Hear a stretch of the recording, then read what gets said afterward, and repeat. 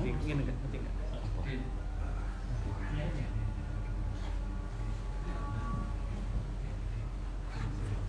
Terakhir dari pengajian terakhir Iya Pak, anak SD Pak. Oh iya, Iya Pak.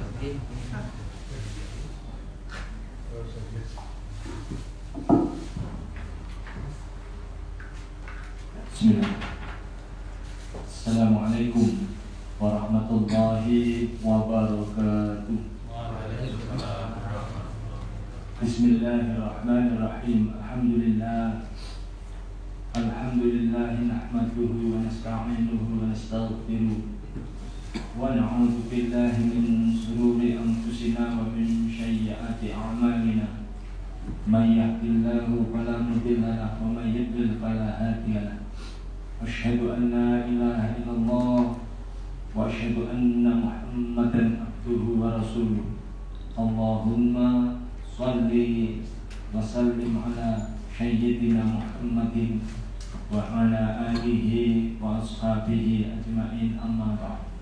Yang kami hormati segenap takmir musalla Asy-Syarif, sedaya panitia kajian pengajian rutin, serta hadirin sekalian, jamaah yang berbahagia dirahmati semoga selalu diistiqomahkan oleh Allah Subhanahu wa ta'ala.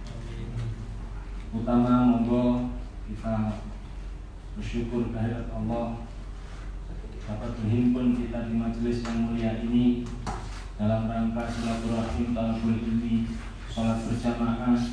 Mudah-mudahan segala keutamaan majelis diberikan ya Allah pada kita. Setidaknya janji-janji tentang orang yang menuntut ilmu.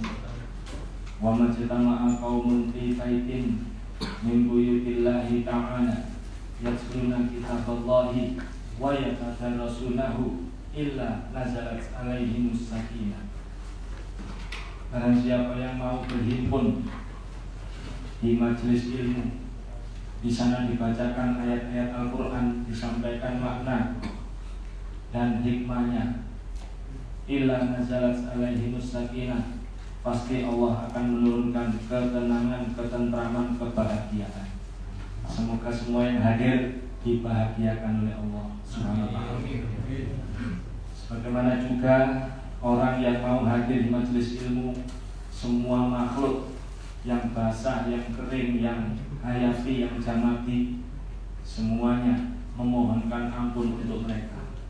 Maka orang yang ngaji, meskipun amalannya kelihatan sederhana, tapi dosa-dosanya mampu digugurkan. Adapun orang yang mau menuntut ilmu, dijadikan juga atas mereka berkurang segala dosanya, sekaligus dihukumi pahalanya seperti orang yang berjihad. Man kharaja fi qanabil ilmi kana lahu fi sabilillahi hatta yarji. Mereka itu dipahalai seperti orang yang berjihad di jalan Allah sampai pulang kembali. Salawat salam tersampaikan pada panutan kita Nabi Rasulullah Muhammad SAW di qaulina Allahumma sholli ala Muhammad. Semoga dengan sholawat kita tertandai, teridentifikasi sebagai umatnya, bisa bangkit sebagai ashabul yamin barisan kanan, disyafaati, diberi minuman telaga khauf, dan yang paling utama wasiqal ladzina taqaw rabbahum ilal jannati zumara. Kita dipimpin oleh Rasulullah satu barisan bersama beliau menuju surga Allah Subhanahu wa ta'ala.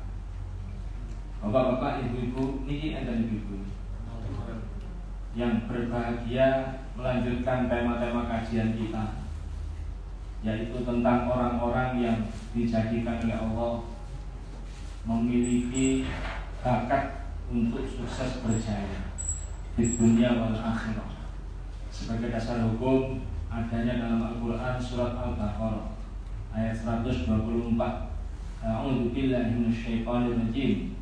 Wa idibtala Ibrahim rabbuhu bikalimatin fa atammahunna qala inni ja'iluka linnasi imama.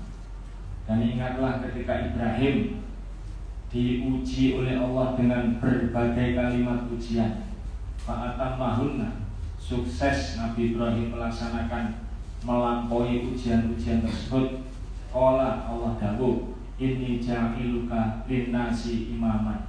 Maka setelah sukses menjalani ujian, dijadikan Nabi Ibrahim itu sebagai imamnya manusia, prototipe, contoh, teladan manusia terdepan, paling sukses, paling berjaya. Dikomentari oleh Rasulullah, hadza min sunnati abikum Ibrahim, bahwa kalau agama kita hari ini, syariat hari ini melanjutkan syariatnya Nabi Ibrahim, tentu apa yang dilakukan Nabi Ibrahim selalu relevan untuk kita lakukan. Panjenengan mengenal syariat khitan sampai hari ini khitan masih berlaku. Panjenengan mengenal syariat kurban sampai hari ini kurban masih berlaku. Panjenengan mengenal syariat haji umroh, itu syariatnya Nabi Ibrahim sampai hari ini juga masih berlaku. Bagaimana juga syariat untuk mendapatkan kesuksesan keberjayaan sampai hari ini pun masih berlaku. Ada berapa kalimat ujian yang ditempuh Nabi Ibrahim? Menurut Ibnu Abbas, sahabat yang langsung mendapat doa dari Rasulullah. Dikutip Ibnu Katsir, penafsir Al-Quran yang terkenal itu, ada 30 kalimat ujian. 30 kalimat ujian itu terdapat pada 3 surat dalam Al-Quran. Yang pertama ada dalam Al-Quran surat At-Taubah ayat 112. Sebagaimana panjenengan sampun hafal sedaya. Pokoknya jamaah ngaji mboten maca Quran niku indikasi jamaahe hafal, mboten maca buku jamaahe ingatannya kuat. Nah, teklak-tekluk niku konsen hilang konsennya kali. Apa saja menjadi ujiannya Nabi Ibrahim? Al-Quran surat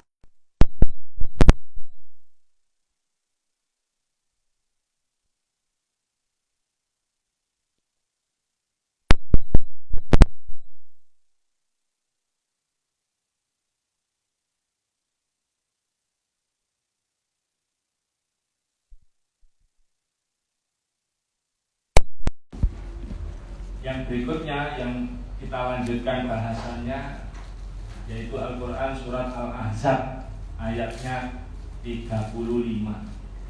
A'udzubillahi minasyaitonir rajim. Innal muslim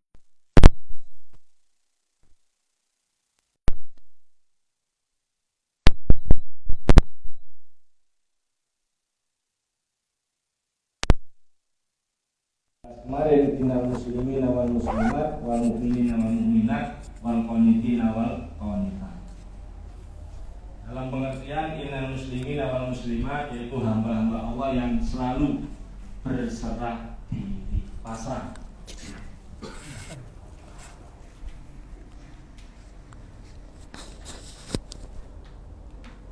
Pasrah dalam pengertian pasrah bongkoan nasib teng Gusti Allah. Tersebab manusia itu memang tempatnya tidak ideal, hidup yang tidak ideal. Supaya ada yang diperjuangkan.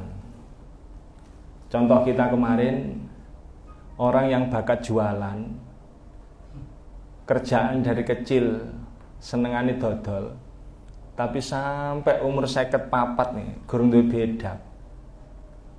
Tapi ada orang yang tidak butuh jualan, suami istri PNS, dapat warisan rumahnya sebelah pasar. Sing omahe sebelah pasar ku gruneng ae bendina.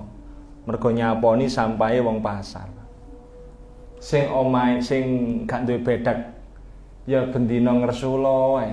Mergo butuh tempat jualan. Apa gak iso dioper?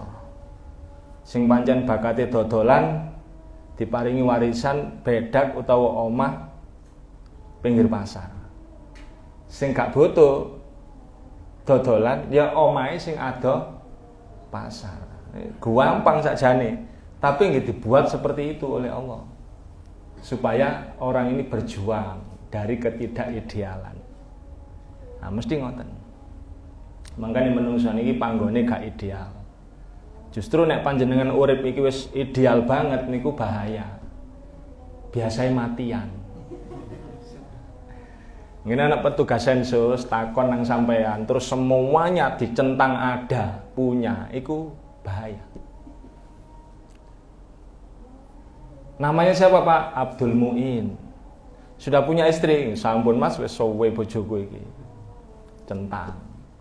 Punya anak Pak? Sampun pinten 3. Putu sampun pinten sekawan. Centang. Rumah ini ki rumah kula.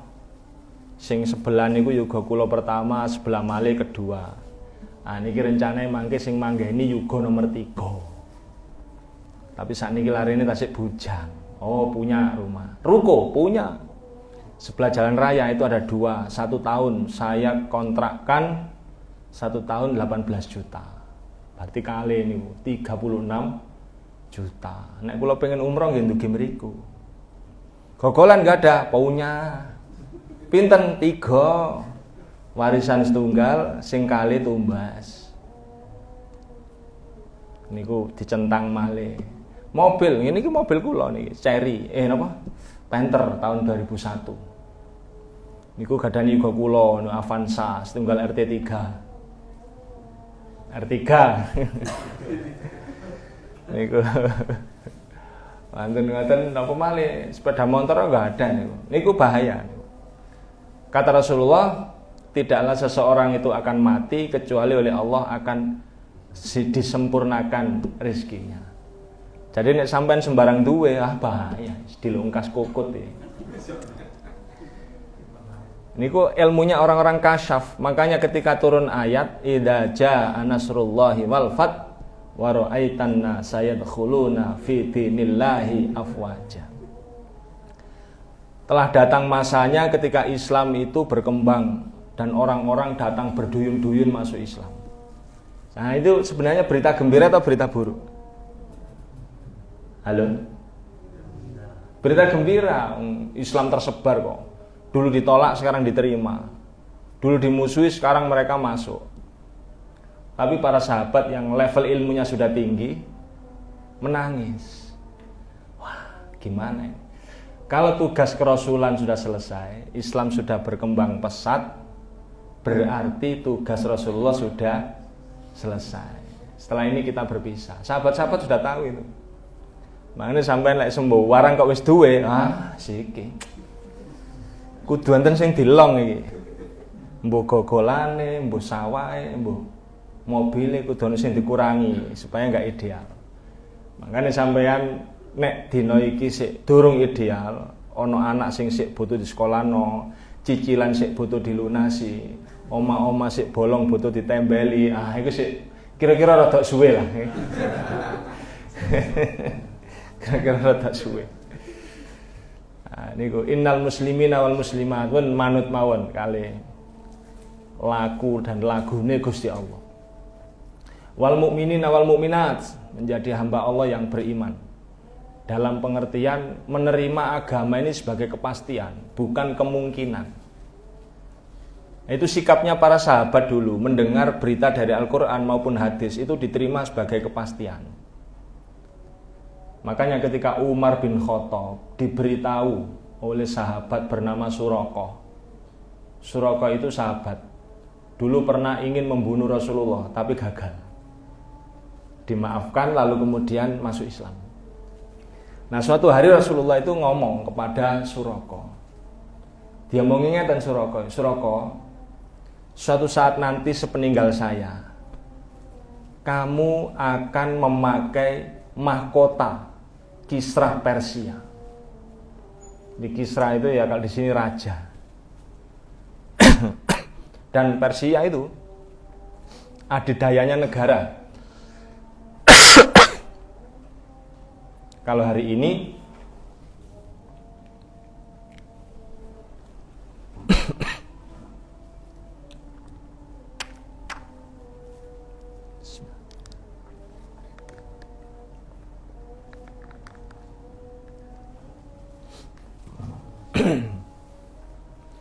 Kalau dulu raja atau negara adidaya itu Romawi dan Persia. Romawi itu mengenal agama seperti kalau hari ini Amerika. Kalau Persia itu cenderung paganis, atau kalau kita sebut orang non agama, komunis, agak-agak kayak Uni Soviet. Nah, mendengar perkataan Suroko seperti itu, apa kata Umar? Loh, ini bener ini dari Rasulullah? Enggak. Maka Umar gak banyak pertimbangan. Kita dakwai, kalau melawan kita serang, pasti kita menang. Padahal itu kekuatan negara adidaya itu, gak main-main. Dan Arab waktu itu hanya dianggap sebagai kumpulan suku-suku, tidak terbiasa berperang dengan keadaan yang terorganisir. Begitu diserang ya memang benar menang. Sehingga Kisra itu mahkotanya memang menjadi ghanimah. Pada saat ghanimah itu dibagi, ketemu mahkotanya Kisra Persia dan memang diberikan kepada Suroko. Itu kegedean. Napa niku? Mahkotanya itu kegedean sehingga digawe ku rota-roto gitu. Orang-orang atau sahabat-sahabat tertawa. Suroko menangis. Begitu hebatnya. Ini yang dikatakan oleh Rasulullah belasan tahun yang lalu. Itu terjadi. Jadi Umar itu menerima berita itu sebagai kepastian. Loh, lah apa suwe-suwe? Kalau ini sebagai pertanda dari Rasulullah ya mesti terjadi. Diterima sebagai kepastian. Sebagaimana Ali juga menerima berita dari Rasulullah sebagai kepastian. Pernah ditunjuk keningnya oleh Rasulullah. Ali, kamu nanti kalau mati, kamu akan dilukai di sebelah sini. Nah, Ali itu beberapa kali terlibat peperangan, beberapa kali terkena wabah, pernah pahanya itu tersabet pedang yang terisi racun, panas dingin dan sakit parah. Ketika ada sahabat ngomong, mau sore Ali mati, dia mengatakan enggak, saya enggak mungkin mati, bukan sekarang waktunya. Kok sok pede loh? Ya karena dia menerima berita dari Rasulullah bahwa nanti kamu mati itu dilukai di sini. Sehingga ketika terakhir Ibnu Muljam itu, kalau sekarang Khawarij, yang dulu diprediksi oleh Rasulullah bahkan akan ada orang yang bacaan Al-Quran itu hanya sampai kerongkongan. Tapi ya wonge kok sholatnya luwih temen timbangane kita pada umumnya, puasanya lebih serius dari kita, bacaan Al-Qurannya lebih bagus dari kita. Tapi mereka Khawarij, dan itulah Ibnu Muljam. Jadi sahabat Ali ini dilukai, benar kena di kepala. Sehingga kemudian Ali segera berwasiat mengatakan ini dan itu. Beliau mengatakan bahwa ini sudah, kalau ini memang sudah waktunya. Benar, memang beliau sudah meninggal. Bahkan bukan hanya waktu hidupnya, dalam mimpinya pun kalau itu dari Rasulullah, oleh para sahabat itu diterima. Itu kan Utsman bin Affan. Utsman bin Affan itu dikepung oleh musuh-musuhnya, tertimpa fitnah. Nah, Utsman itu ya santai saja dia. Sampai suatu ketika beliau puasa. Nah, pas puasa itu tidur qailullah, tidur siang hari, yang tidur sebentar itu. Beliau dimasuki mimpi oleh Rasulullah. Jadi Rasulullah itu kalau masuk ke mimpi seseorang tidak bisa diserupai oleh setan. Sehingga itu pasti Rasulullah. Begitu mengucap salam, Rasulullah mengatakan begini, wahai Utsman, kamu nanti bukanya bareng saya, bareng kami. Di situ sudah tampak ada Abu Bakar dan Umar. Maka penjaga-penjaga disuruh pulang. Pulang kalian semua, enggak usah jaga saya. Karena besok kamu sudah tidak mendapati saya hidup. Nanti maghrib saya sudah meninggal. Percuma kamu jaga.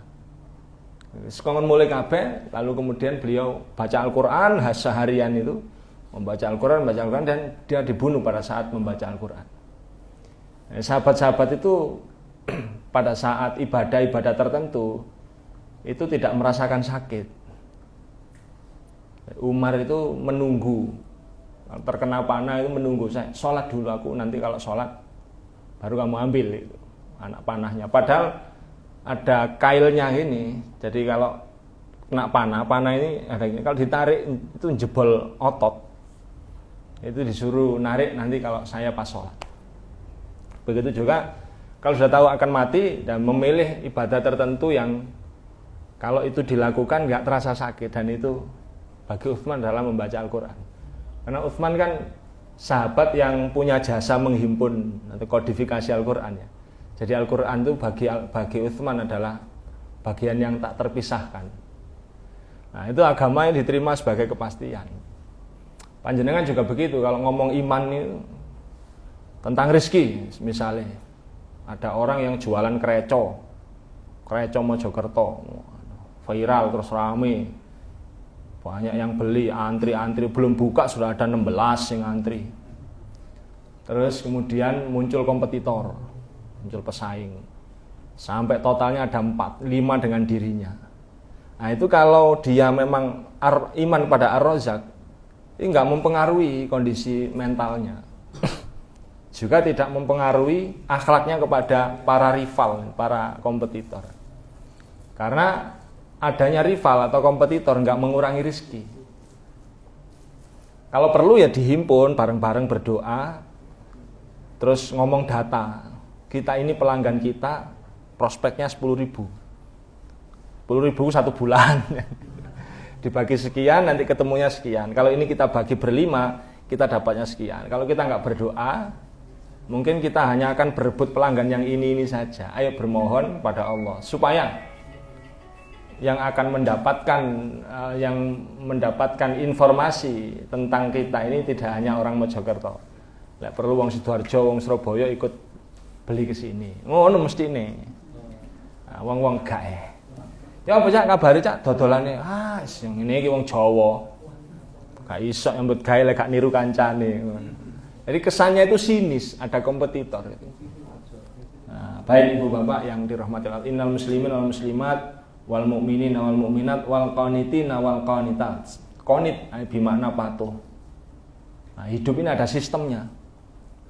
Ini sudah kita sampaikan, cuman flashback. Khawatir sampean lali. Ada sistemnya, berimam, sholat ada sistemnya, berkeluarga ada sistemnya, siapa kepala keluarganya, bernegara pun begitu. Nah, qanit.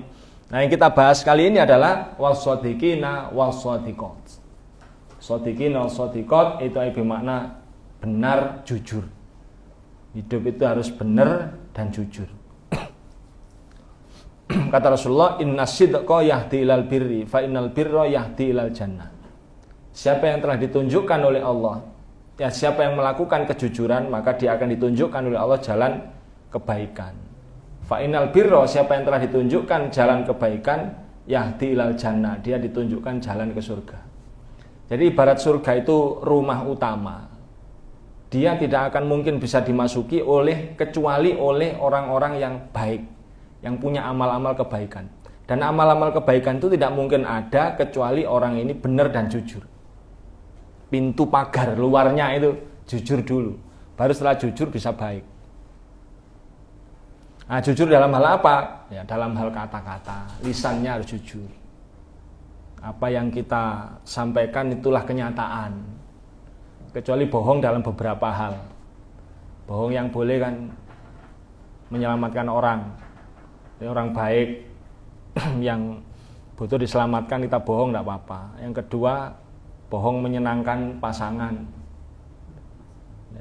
hidup. Dheweke tuku klambi elek warnane norak, terus takon sampean, ya apa Mas api? Wah api, gak ono ngene iki. Sampe tuku ndek ndi? Ndek Malang. Wah iya pancen ndek Mojokerto gak ono. Wis pompong untung ono sampean tuku, dan untung sampean tuku pas ono. Wah seneng wonge. Wong asline iku norak, kayak warnai podang. Mboten apa-apa nek bohong seperti itu. Nah, terus kemudian bohong untuk menyatukan dua orang yang berselisih itu boleh. Selebihnya nggak boleh bohong, jujur. Ngomong iso, mboten iso ngomong mboten iso. Nah, kemudian jujur dalam perilaku atau perbuatan. Utamanya untuk pedagang misalnya. Itu yang penting jujur pokoknya, yang penting jujur. Jual apa saja boleh, yang penting jujur. Jangankan jual benda-benda nggak bermutu, jual racun loh boleh. Menjual racun itu boleh asal jujur. Jual racun tikus, wis jelas racun, boleh asal memang jujur bahwa itu racun. Lah ngoten sih. Racun serangga, boleh.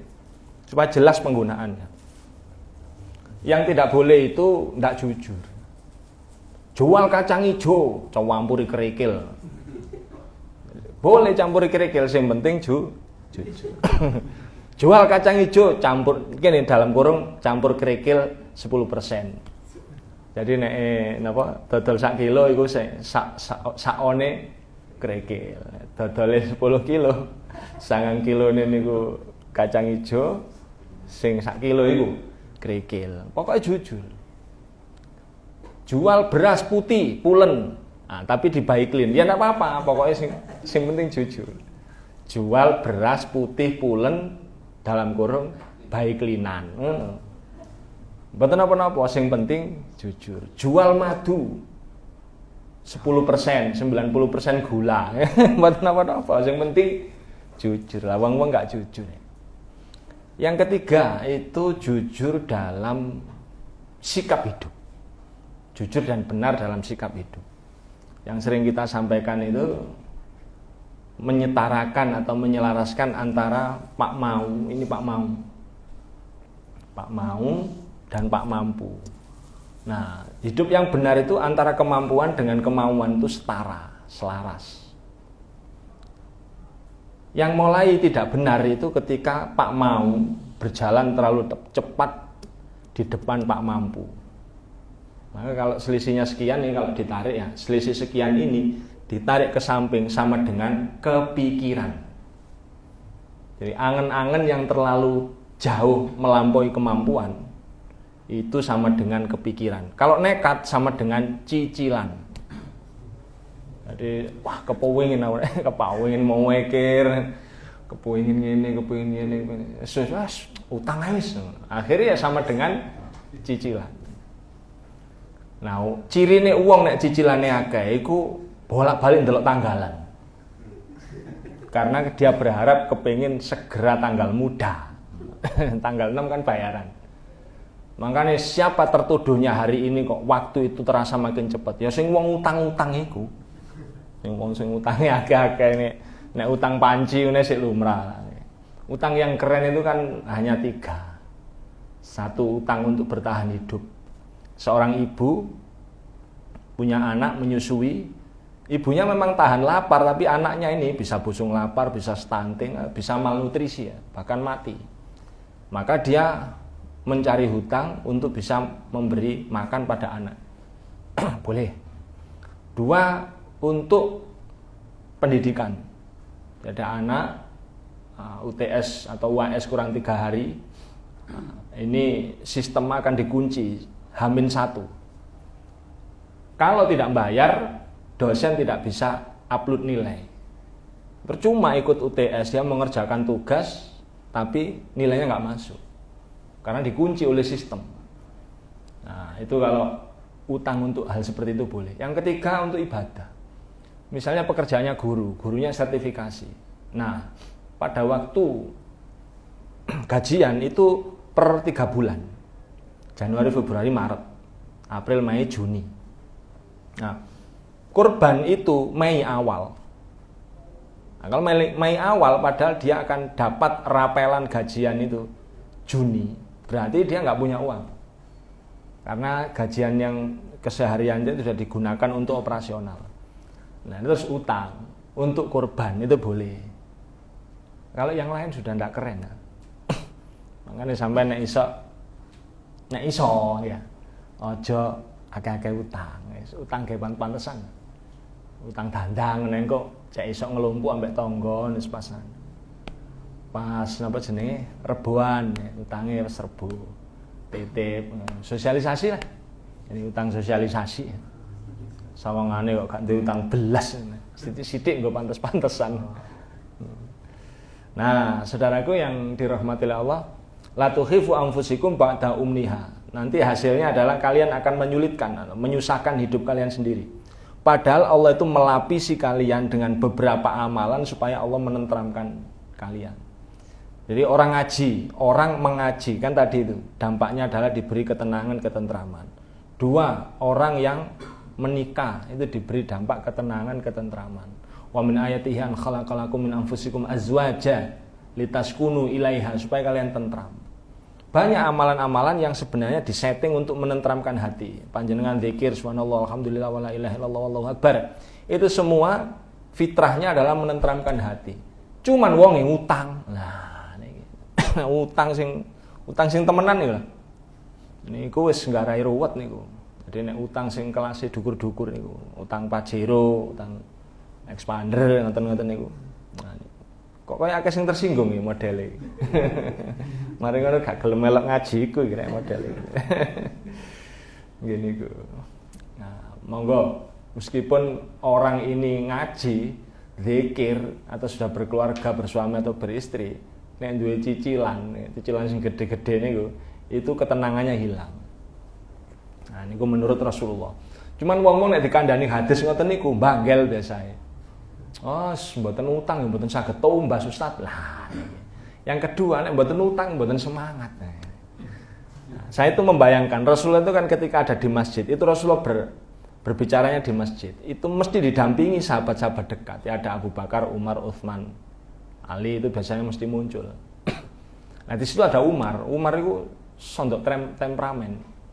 Monggo waktu itu ana Umar ya. Wah, ya Rasulullah, kalau ndak hutang mboten saged bayar. Terus ana sing ngomong, mboten utang nggih, mboten gak ada. Terus ada lagi yang ngomong, ya Rasulullah mboten utang nggih, kurang semangat. Iku kira-kira nek enten Umar ditarikno pedang. Tau warikno pedange sing 20 kilo niku nggih. Pengen sing iki apa sing iki? Iki remuk, nek sing iki pedhot. Untung sakniki mboten enten Cak Umar ya, jadi tenang. Nah, itu. Yang keempat itu dalam panduan dan pedoman hidup. Harus benar. Standar ukuran panjenengan mengukur kebenaran itu sebagai mukmin adalah hidayatuddin atau hidayah agama. Kalau panjenengan mengukurnya dari yang lain akan diombang-ambingkan oleh keadaan dan situasi serta kondisi. Nah, ini kan banyak yang umurnya 40 ke atas ya. Panjenengan pernah dengar ada film dari novel Siti Nurbaya. Siti Nurbaya, halo? Nanti ningali filmnya? Sinten sih bintangi Siti Nurbaya?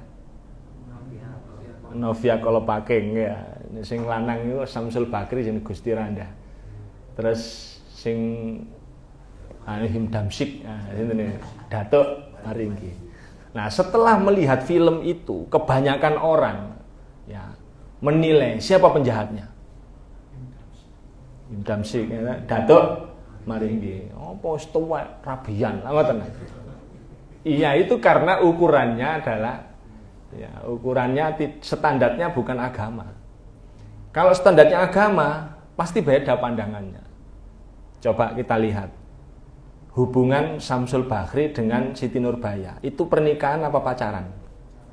Pacaran. Ayo, mana dalilnya pintu dalam agama ini yang boleh pacaran? Lagian kenapa pacaran kok berlama-lama? Lah pancene wis seneng wedi dosa timbangane zina ya nang dinikahi. Nah, dari statusnya saja Himdam Syik iki menang. Kalau Datuk Maringgi dengan Siti Nurbaya statusnya apa? Pernikahan kan? Nah, jika memang di film itu latar belakangnya Datuk Maringgi itu kaya, kenapa dia tidak memilih yang lain? Kenapa memilih jalan pernikahan? Padahal wong sugih ku melakukan hal pilihannya banyak wong sugih. Jajan bisa, ayu-ayu. Nek puntine kok sing ditutup iku, ndoli gorong buka ya liyane. Wong atau dia cari wanita simpanan. Atau milih fikihnya Syiah yang kawin kontrak. Kan iso ae wong duwe duit. Dia punya uang. Tapi dia milih status jalur pernikahan. Nah, dari sini saja sebenarnya kalau standarnya adalah agama, ya apa pernikahan itu tetap menang, tetap benar di hadapan agama. Yang kedua, sampean kan tahu endingnya kisah itu. Minangkabau akhirnya kan kemudian diserang oleh VOC Belanda. Dan waktu itu Datuk Maringgi mentasarufkan atau membelanjakan hartanya, diinfakkan untuk perjuangan. Pertama, dia ingin mempertahankan negerinya dari penjajah. Yang kedua, penjajah itu, namanya Belanda ini, punya 3 misi. Glory, Gold, Gospel. Makanya dalam sejarah, di mana Belanda berada, di situ Kristen berdiri, gereja berdiri. Makanya kalau kasus Indonesia, ya jangan tersinggung kalau dikatakan bahwa Kristen itu agama penjajah. Itu histori. Kalau nggak terima, ya bongkar lagi sejarah itu, ulangi. Kan gitu. Nyatanya memang begitu. Mau tersinggung gimana omong sejarahnya begitu. Sampai di Banyuwangi itu ada kampung atau kecamatan mungkin ya. Mana orang Banyuwangi? Yang namanya Glenmore itu. Itu kan namanya Belanda. Banyuwangi. Nah, Him Damsyik, Datuk Maringgi ini dia membelanjakan hartanya sekaligus dirinya sendiri ikut berjuang di situ. Statusnya yang pertama, pembela negeri itu adalah pahlawan kalau mati.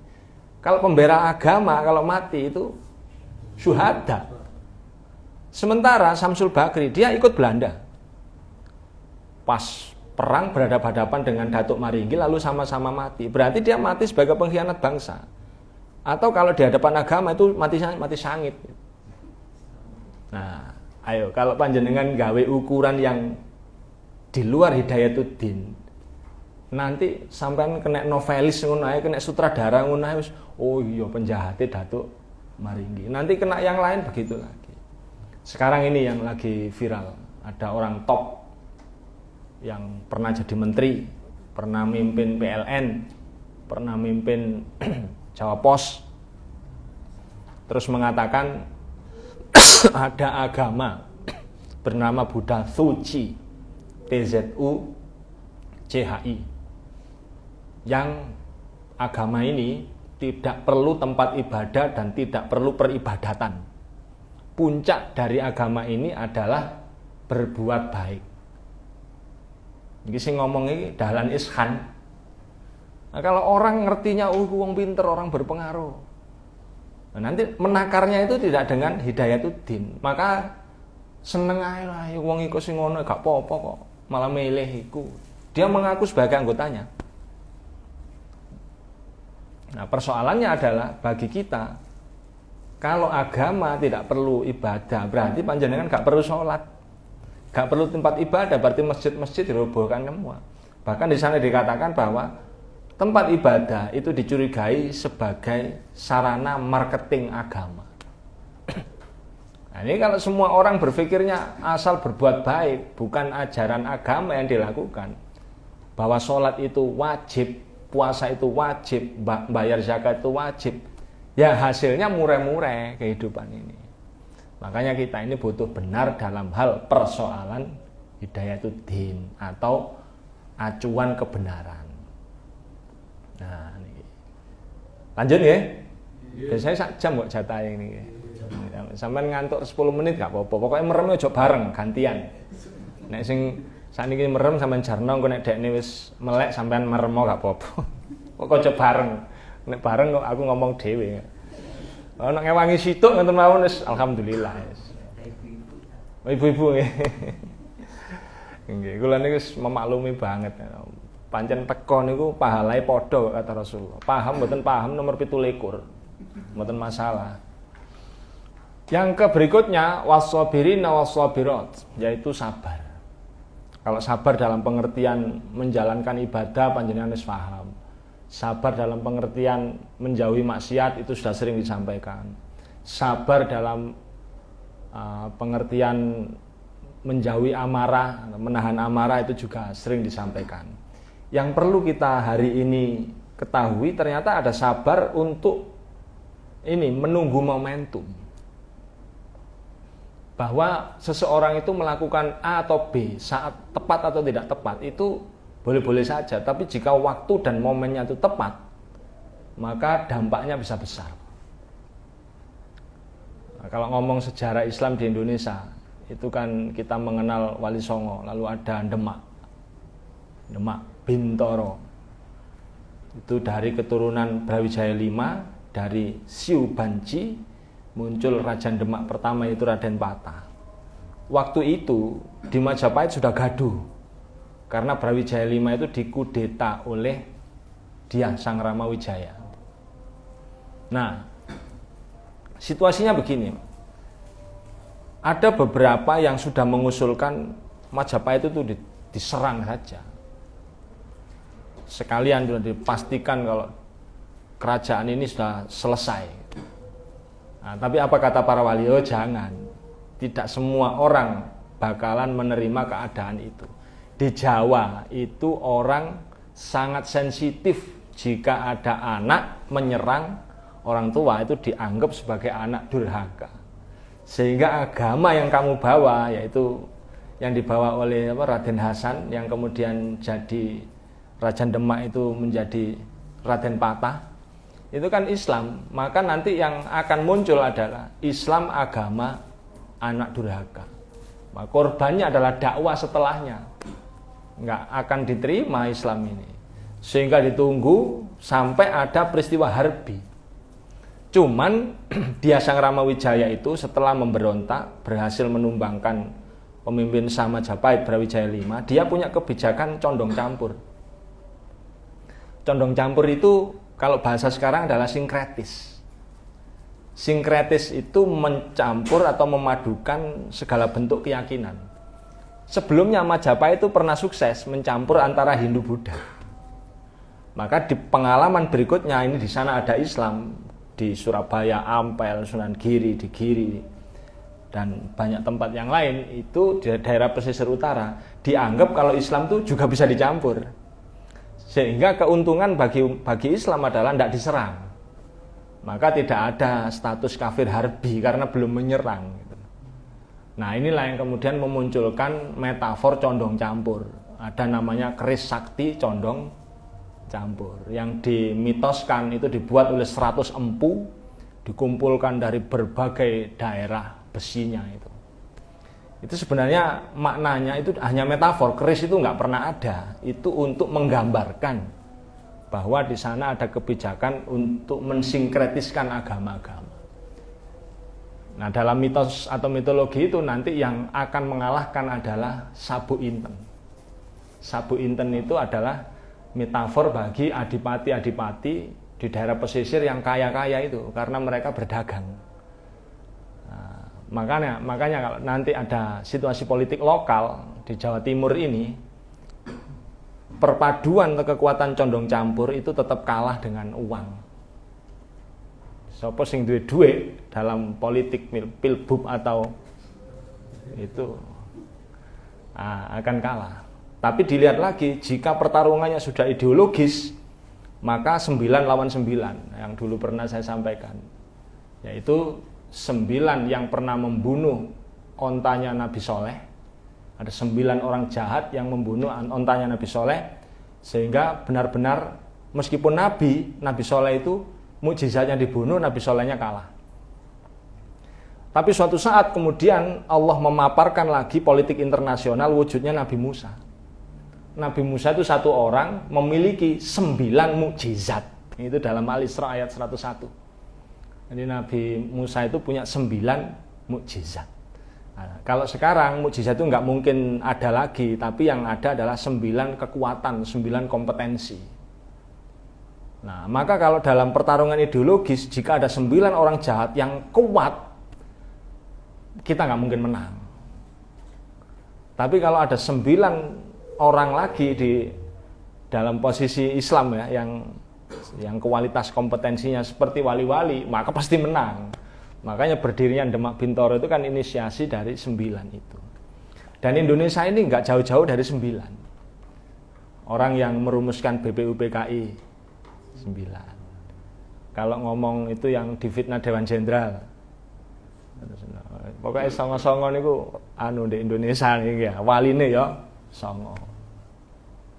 Nah, sehingga kalau menurut Rumus Langit, siapa pemenangnya di Kabupaten Mojokerto, itu Rumus Langit sudah tahu. Iya. dari komposisi partai. Ada partai ideologis nggak di situ? Ada siapa sih? Seperti apa sih partai ideologis? Misalnya Marhainis, terus Islam tradisionalis. Kalau Clifford Geertz mengatakan ada Piayi di situ. Terus ada Islam kristal. Kalau di Indonesia ini manifest dari Ikhwanul Muslimin yaitu PKS. Ini ideologis.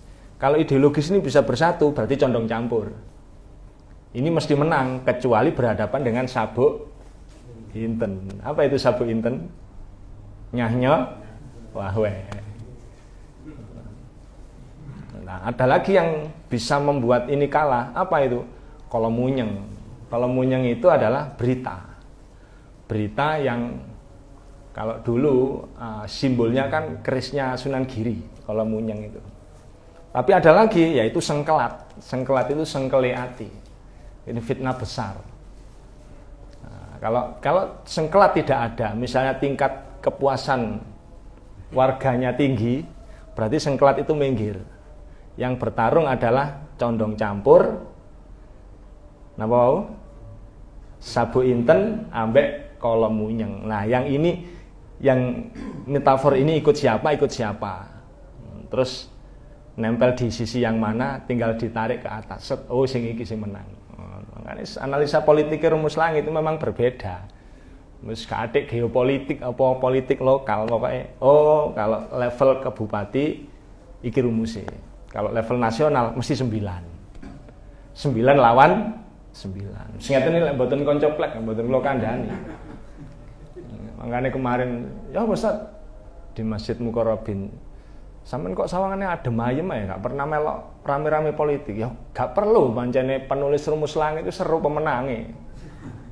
Siapa? Ya sing nempel 9.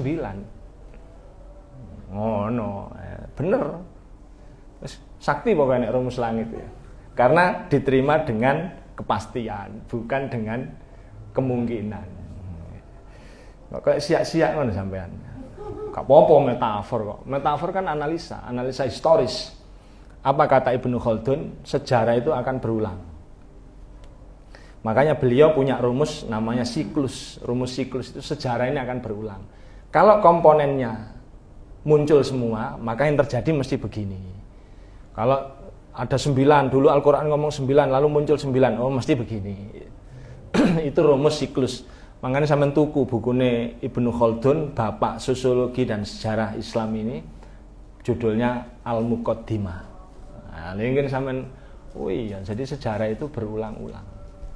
Muqaddimah itu artinya pembukaan. Jadi kitabe kalau gede meneh pembukaan itu wis kandel, masyaallah. Baik Ibu Bapak yang dirahmati Allah, terakhir kita kunci bahwa orang sabar itu ngerti momentum. Lalu kapan Demak itu menyerang Majapahit? Waktu itu. Ya pada saat dikudeta di Sanggramawijaya ini oleh yang namanya Patih Udara. Nah, Patih Udara ini punya kebijakan yang berbeda. Dia ini enggak serantan. Siki sing ngerweti ternyata Islam ini. Wah, diseranglah Sunan Giri dari padepokannya di Giri Kedaton itu oleh Patih Udara. Nah, saat itulah muncul metafor sing nika wau Kolomunyeng. Karena rupanya Sunan Giri itu di samping beliau ngerti betul situasi politik, beliau tahu cara berdiplomasi. Beliau bersurat. Kolom itu kan kolam itu pena atau kalam itu percakapan. Nah, disurati isinya itu kan pasukannya itu separuh tentara lama yang pernah ikut Brawijaya, separuhnya memang Patih Udara, miliknya Patih Udara. Sehingga yang separuh ini bisa digoda. Diomongin kamu ini bingung apa ya apa. Kalau kamu itu memang membela rajamu yang asli itu Brawijaya, bukan Patih Udara. Lah kalau kamu bela ini Brawijaya, yang harus kamu bela itu adalah anaknya, yaitu Raden Pata, berarti kerajaan Demak. Kalau kamu belani Raden Pata, berarti harusnya kamu belani saya. Saya ini gurunya. Ya apa sih kok kamu melok nyerang aku? Gak apa-apa awakmu. Mikir, iya ya. Wah iki pompong durung pompong adoparan nih. Nek kene ae kekuatannya seimbang, tarung, Pak. Jadi tarung antara separuh tentara lama dan separuh tentaranya Patih Udara. Sama-sama habis. Makanya dalam metafor itu ada tentara ribut-ribut terus pulpene sinten iki? Sunan Giri dilempar terus jadi keris, terus keris ini menghabisi semua pasukan. Nah, itu hanya metafor. Sebenarnya kisah yang asli itu bersurat atau berdiplomasi. Sehingga pasukan ini pimpinannya bingung terus perang dewe. Ya. Kalau itu tidak ahli diplomasi nggak bisa begitu. Nah, itulah Kolomunyeng. Keris itu nggak pernah ada, itu hanya metafor. Yang benar-benar ada itu misalnya apa? Gandring, ya, keris empu gandring. Itu ada. Terus keris tombak Kiai Pleret itu ada.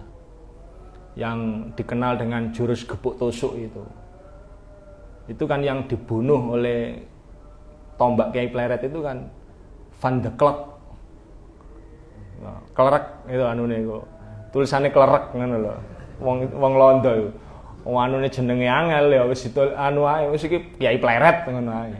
Itu dulu yang membunuh itu kan dia berperang, rajanya sendiri nyamar. Nah, kuda raja ini dipakai oleh prajurit biasa, rajanya ini nyamar. Tapi rajanya ini, Raja Mataram itu, punya skill khusus. Yaitu kalau megang senjata, itu yang dipegang yang tajam. Dan tentara Belanda itu pakai zira, pakai apa ini? Topeng itu, baju yang ada besinya itu. Sehingga itu harus dibuka dulu anu nih. Apa jenenge? Ini nih. Topengnya itu. Maka strateginya adalah kudanya digepuk. Begitu kuda yang diingkluk, dipencoloti, ini lehernya ditusuk dengan yang tajam itu. Sampai sekarang masih disimpan di mana Jogja. Nah, itu memang benar ada, tapi nek golongane sengkelat. Apa niki jenenge? Kolomunyeng terus apa wau? Sabu inten. Itu metafor semua. Semen ojo luru iku, percuma gak iso ketemu. Wah, aku pengen dadi raja rek, tak ndoleki keris sengkelat. Gak iso, iku bojokan sampean ndawa lek iku kepengin tuku iku miliaran ya gak ono barange. Wong iku metafor.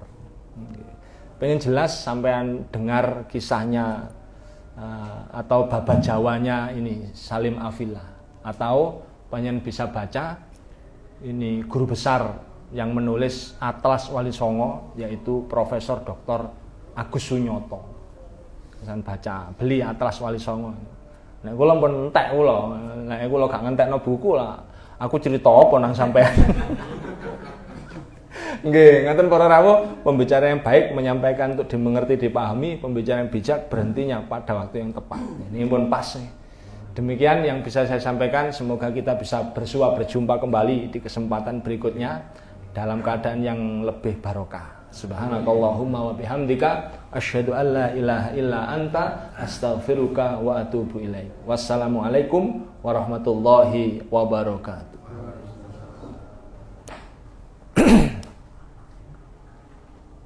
Alhamdulillah.